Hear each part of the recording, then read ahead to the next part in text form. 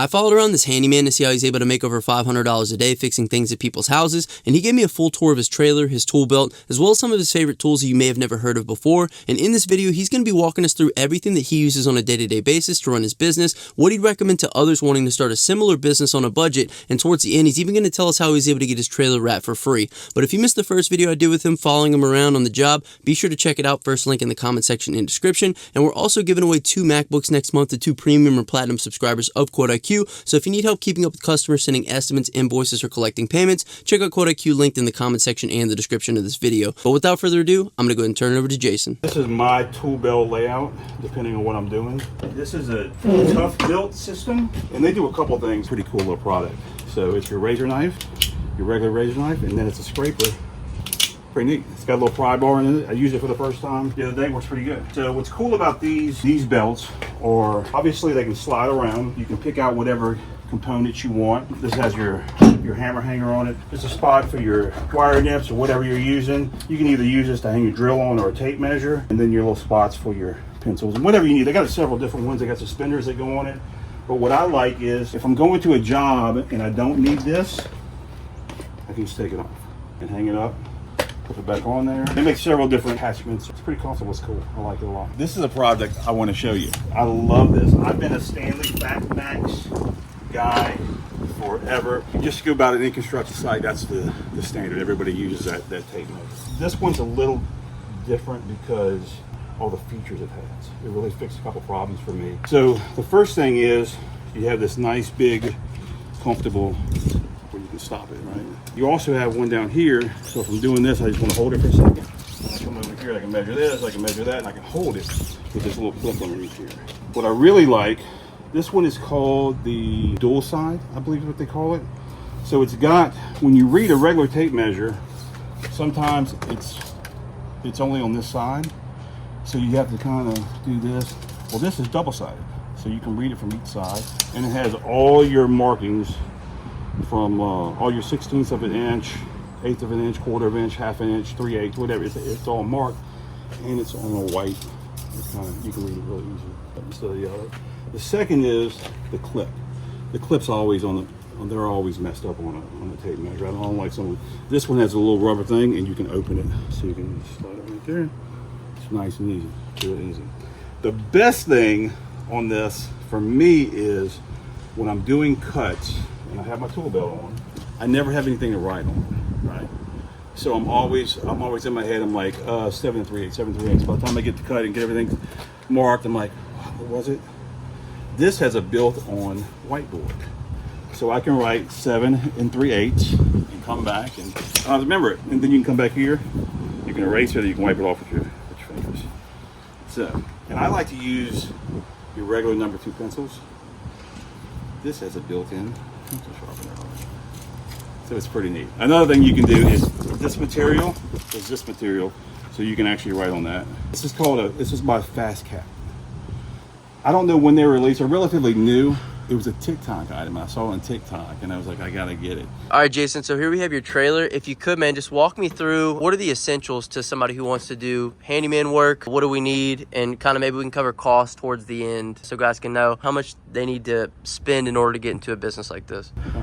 So first of all, I'm in a couple of handyman groups on Facebook. A lot of those guys will post what they're working out of. You don't need a trailer to be a handyman. I've seen people do it out of a Volkswagen Bug.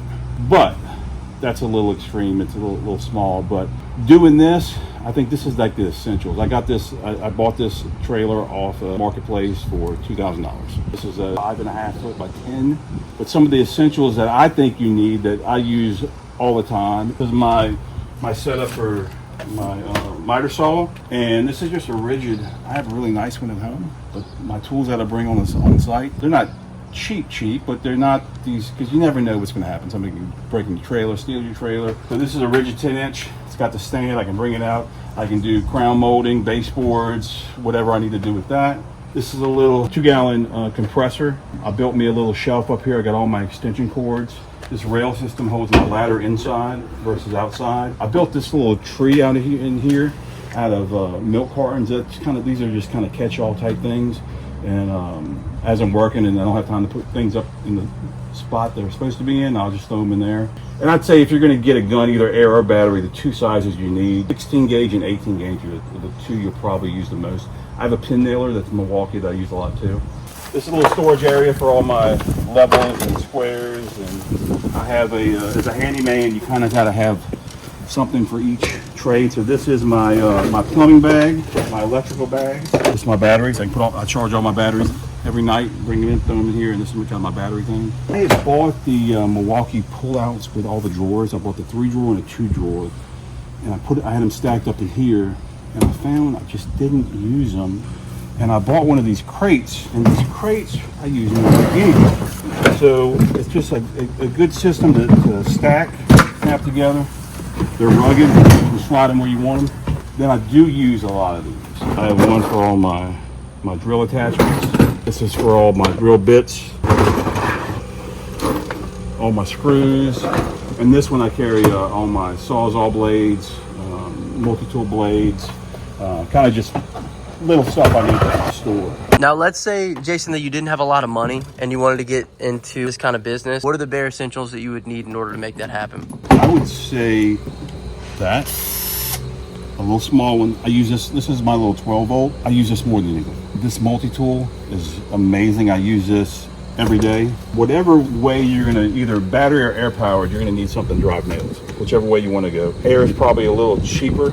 You know, if you got a compressor at home, you don't need a very big compressor for that. Some extension cords, and you're gonna need the saw. Everything else you can kind of as you go. But when you're starting out, you kind of got to reinvest into your tools. You can use a Black & Decker drill, whatever gets you through and starts making money. A couple extension cords. You're gonna need, you know, I'd have a little electrical bag, a little plumbing bag, and as you go, you're gonna see what kind of work you're getting, and you can kind of adjust what you use to that. Now, Jason, you got a cool story on this wrap. Tell them about how you got the wrap on here. A neighbor of mine down the street has a company that wraps. I am on the architectural committee of my HOA, and his fence was coming down. So we were about to send him a letter telling him that he needs to get it fixed. So I went and talked to him and said, hey man, you know, I started this handyman business. I'll fix your gate for you. He had these actuators and everything for the gates. So we did the trade. Worked out for both of us. So he got his fence fixed and I got this wrapped. And you know, I didn't get it completely wrapped. I just got the side and one door wrapped. How come you didn't put a phone number on here, Jason? That's my graphics guy forgot to put the phone number on. Oh. I didn't catch it so I'm actually gonna he's actually printing another one for me right now. And I'm gonna put my number right here, and I'm probably gonna put the number and we'll put it like diagonal right here or something like that, that same font. That's what happens when you get those brother-in-law deals, you know? Oh, I forgot to put the number on there.